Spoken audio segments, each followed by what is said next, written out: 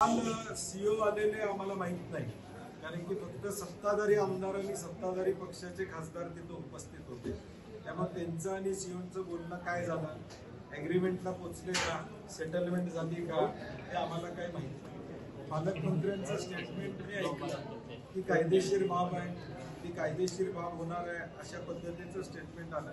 तर मला वाटते आता सत्ताधारी पक्षाचे काल आमदार आणि खासदार त्यामध्ये होते, त्यांनी भूमिका जाहीर केली पाहिजे. किती दिवसात हाती परत येणार आहे. लोकभावना आम्ही पोचवायचं, विरोधी पक्ष म्हणून लोकभावना आम्ही पोचवायचं काम केलेलं आहे. आता सत्ताधारी म्हणून कधी येणार आहे ते त्यांनी जाहीर करावं. ऐकलं, गोकुळची बासुंदी पुन्हा खावीशी वाटतेय. खरं सांगू, मलाही खावीशी वाटतेय. पुन्हा पुन्हा खावीशी वाटणारी गोकुळ बासुंदी.